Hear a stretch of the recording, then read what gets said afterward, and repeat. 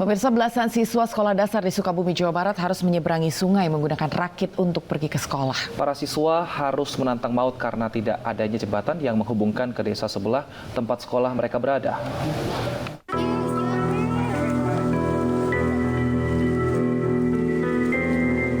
Demi menuntut ilmu, anak-anak sekolah dasar SD Negeri Cilele 2, Desa Sirnasari, Kecamatan Pabuaran, Sukabumi ini harus menyeberangi sungai setiap hari.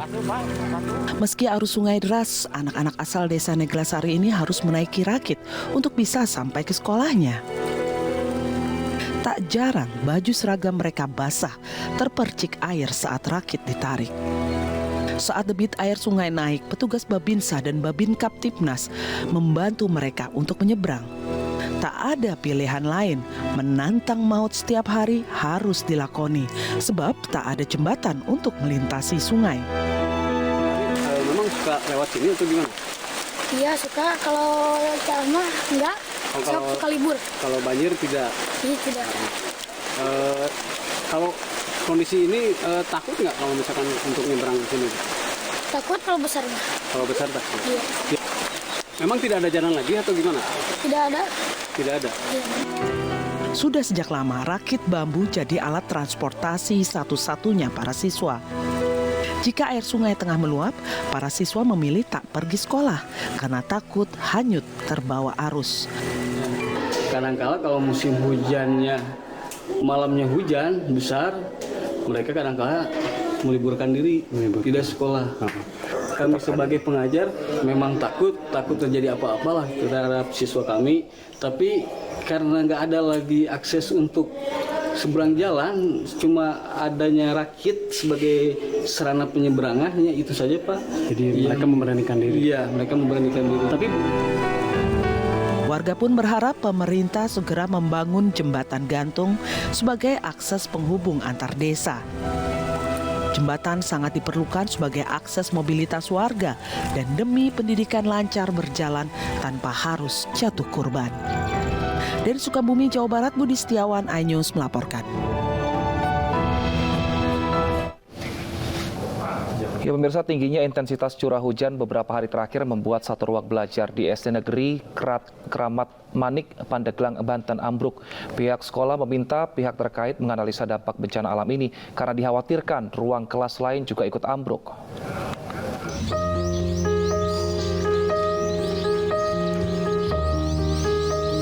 Beginilah kondisi salah satu ruangan di SDN Keramat Manik 2 yang berada di Kampung Talangtang, Desa Keramat Manik, Kecamatan Angsana, Kabupaten Pandeglang, Banten. Ruang kelas ini ambruk di bagian samping akibat intensitas curah hujan yang tinggi disertai tanah yang labil. Sebelum ambruk, ruangan ini sudah dikosongkan oleh pihak sekolah karena di bagian dinding ruangan sudah terdapat retakan. Para siswa pun dialihkan belajar ke perpustakaan sekolah. Latar belakang dan di kelabilan tanah yang ada di sini karena tanahnya sering bergerak sehingga bangunan tersebut agak retak. Atas kondisi tanah labil dan retak di bagian dinding, pihak sekolah pun sudah melapor ke dinas terkait. Kondisi bangunan Keramat Manik 2 ini ya kami mengucapkan terima kasih sudah berkoordinasi sebelum kejadian ini. Bahkan udah plotting di 2023 itu akan mendapat skala prioritas untuk rehab dan perbaikan SD Keramat Manik 2 ini. Pihak sekolah berharap pemerintah Kabupaten Pandeglang dan dinas terkait segera turun tangan memberikan renovasi gedung sekolah agar siswa bisa belajar dengan aman dan nyaman. Dari Pandeglang, Banten, Iskandar Nasution, iNews melaporkan. Pemirsa, peristiwa bom Bali telah memasuki tahun ke-20. Serangkaian kegiatan memperingati peristiwa kelam 12 Oktober 2002 di Bali itu akan diadakan di 2 lokasi oleh Polda Bali.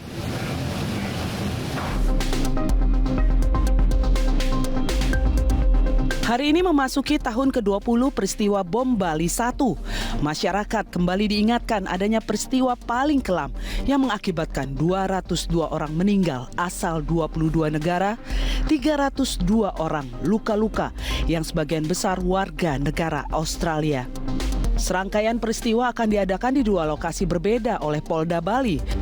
Peace Program yang digelar di Hotel Merusaka, kawasan ITDC Nusa Dua, dan di Ground Zero, Jalan Legian, Kuta, Bali. Monumen Ground Zero dihadiri sejumlah keluarga korban. Warga asing berdatangan dan berdoa di depan monumen. Wajah kesedihan terpancar mengingat peristiwa kelam yang terjadi 20 tahun lalu yang menimpa saudara dan semua korban bom Bali 1. Sementara itu di sekitar Monumen Ground Zero, nampak sejumlah media asing sudah hadir untuk melakukan reportase di lokasi. Tim Liputan iNews melaporkan. Untuk mengetahui suasana memperingati tragedi bom Bali, sudah bersama kami rekan Dewi Umaryati di Monumen Ground Zero, Legian, Badung, Bali. Selamat siang, Dewi. Seperti apa rangkaian peringatan tragedi bom Bali yang dilakukan di sana? Ya, Wilson, Anggi, dan juga pemirsa, saat ini memang benar saya berada di Monumen Bom Bali Ground Zero, Legian, Kuta, Badung, di mana nanti sore akan dipusatkan mengenang tragedi kemanusiaan bom Bali 12 Oktober yang ke-20. Dan saat ini saya sudah bersama dengan seorang relawan bom Bali yang saat peristiwa terjadi ikut membantu dalam proses evakuasi korban. Sudah bersama saya Bapak Iputu Atnyane. Bapak, bagaimana nanti prosesi nanti sore dan seperti apa nanti acara ini akan berlangsung? Selamat siang. Mungkin untuk prosesi nanti sore sesuai dengan temanya kan kita Peace Memorial Ceremony. Artinya kita munculkan untuk mengenang, ya, artinya bukan memperingati, ya, artinya mengenang tragedi kemanusiaan 20 tahun yang silam. Artinya di sini kita akan mengadakan sejenis doa perdamaian, di mana nanti dilaksanakan pukul 16.30 WITA, yang mana di sini nanti akan dihadiri oleh keluarga korban, masyarakat setempat, terdampak dan sebagainya. Artinya mari kita sama-sama untuk menumbuhkan rasa perdamaian sehingga tragedi-tragedi seperti ini tidak terjadi lagi di Indonesia, khususnya di Bali. Kalau boleh flashback 20 tahun yang lalu, Bapak ikut sebagai relawan, apa yang Bapak lakukan saat itu, Pak? Mungkin kalau kita flashback, ya, artinya tragedi kemanusiaan ini kan suatu kejadian yang luar biasa, yang mana saat itu banyak dari korban, dari wisatawan asing di sana. Kebetulan saya ada di pemuda desa, istilahnya masyarakat setempat. Mengenang tragedi itu sangat memilukan sekali. Artinya di sana kita bahu-membahu, artinya terhadap keluarga korban, sehingga proses evakuasi bisa lebih cepat untuk dijalankan. Mas, 20 tahun yang lalu, masihkah ada rasa trauma yang Bapak rasakan sendiri selain mungkin dari pihak keluarga dan korban sendiri sebagai penyintas? Kalau trauma udah mulai memudar, ya, artinya masih istilahnya melekat sedikit. Nah, makanya daripada itu kita khususnya dari masyarakat mengemas suatu momen ini bukan memperingati, artinya doa perdamaian. Makanya kami kemas biar sebelum waktu terjadinya bom itu kita udah selesai acara ini sehingga memori itu tidak muncul lagi. Nah, seperti itu, Pak. Terima kasih Pak Putu, semoga pesannya nanti terhadap perdamaian dunia bisa tercapai, ya Pak, ya, tersampaikan. Ya, ya Wilson dan Anggi dan juga pemirsa, pada nanti sore sekitar pukul 4 seluruh jalan yang akan menuju ke arah Legian Ground Zero akan ditutup hingga nanti pada tengah malam akan dibuka kembali, dan acara ini terbuka untuk umum. Wilson dan Anggi kembali ke studio. Ya, baik. Bagaimana dengan situasi pengamanan yang dilakukan oleh pihak kepolisian setempat? Jika memang tadi informasinya akan ada pengalihan lalu lintas dan baru akan dibuka kembali malam hari.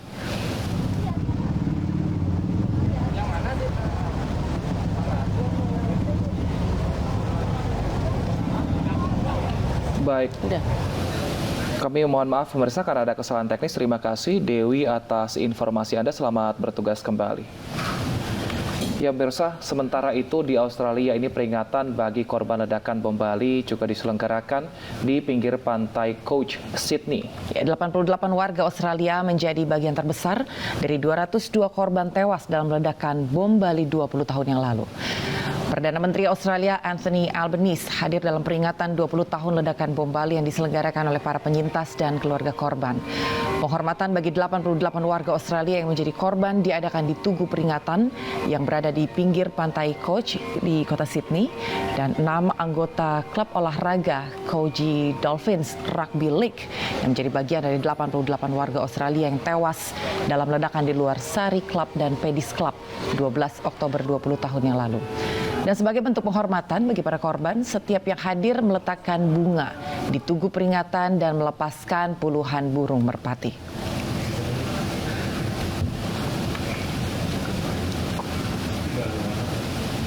Pemirsa, 20 tahun bom Bali berlalu, tetapi sakit dan kenangan pahit masih dirasakan para penyintas ledakan bom yang menewaskan 202 orang tersebut. Peristiwa yang hampir merenggut nyawa mereka ini masih terus melekat di dalam ingatan.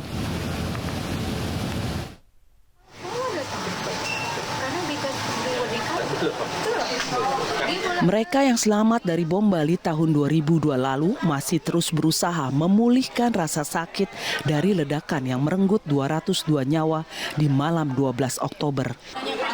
Peristiwa tersebut menyebabkan perubahan besar dalam hidup para penyintas. Salah satunya Tiolina Marpaung. Di malam itu, wanita yang sekarang berusia 48 tahun ini sedang berada di mobil bersama rekan-rekannya melintas di luar Sari Club saat bom mengguncang di Pedis Pub. Wanita ini masih panik setiap kali mencium bau asap dan mengingatkannya pada ledakan bom yang telah menyebabkan satu matanya buta akibat tertembus pecahan kaca. Sepertinya badan saya dipindahkan ke mobil ambulans, kemudian saya dibawalah dengan ngiung-ngiung itu, ambulans itu sampai ke Denpasar seperti itu. Karena itu juga suara ngiung-ngiung itu setelah kejadian itu menjadi trauma saya. Kalau mau sehat, Lina buang aja itu semuanya, jauhkan dari Lina, dan akhirnya semua gambar, semua yang namanya artikel tentang saya itu saya bakar, sedangkan yang beling itu saya buang ke Pantai Kuta. Jadi itulah yang membuat saya bisa sehat sampai hari ini. Benar juga yang disarankan oleh psikolog itu. Sementara itu, Niluh Erniati yang kehilangan suaminya akibat bom Bali harus menjadi ibu tunggal bagi dua anaknya selama 20 tahun ini. Niluh pernah bertemu salah satu anggota kelompok pengebom di sebuah penjara di Provinsi Jawa Timur bulan lalu.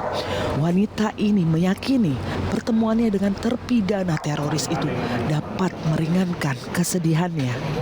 Ambil pegang tangannya, saya bilang, iya Pak, saya udah memaafkan Bapak. Tangisnya tambah keras, waktu itu tambah keras. Mari kita sama-sama untuk sama-sama menjaga negara kita tercinta agar tidak terjadi tragedi-tragedi yang sama di kemudian hari. Saya bilang gitu. Setelah bertahun-tahun mengalami trauma fisik dan psikologi, para penyintas ini berkumpul di peringatan 20 tahun ledakan bom Bali untuk berdoa bagi mereka yang dicintai, yang meninggal dalam tragedi itu, dan berharap tidak ada kejadian serupa di masa datang.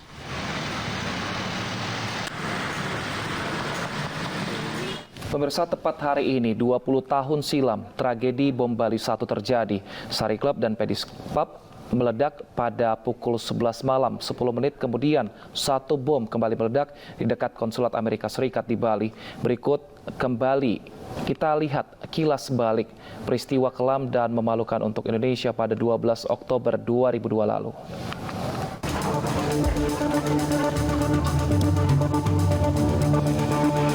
Dua dekade silam, tepatnya 12 Oktober 2002, bom meledak di Pedis Pub dan Sari Club di Jalan Legian, Kuta, Bali.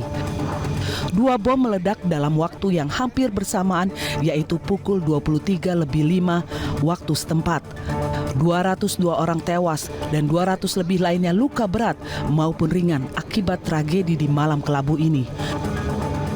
Sekitar 10 menit berselang, ledakan ketiga kembali mengguncang Bali. Pada pukul 23:15 waktu Indonesia Tengah, bom meledak di Renon, berdekatan dengan kantor konsulat Amerika Serikat. Namun tak ada korban jiwa dalam peristiwa itu. Tim tim kepolisian langsung bergerak cepat dengan melakukan pemeriksaan terhadap saksi kasus terorisme. Lebih dari 50 orang telah dimintai keterangan di Polda Bali untuk membantu Polri, tim forensik Australia, karena kebanyakan turis asal Australia yang menjadi korban ikut diterjunkan untuk identifikasi jenazah.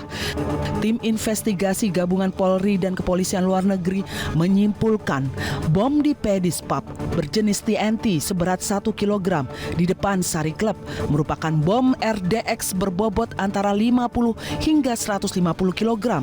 Sementara bom di dekat konsulat Amerika Serikat menggunakan jenis TNT berbobot kecil yakni setengah kilogram. 5 November 2002, satu tersangka kunci yakni Amrozi bin Nur Hashim berhasil ditangkap di rumahnya di desa Tenggulun, Lamongan, Jawa Timur.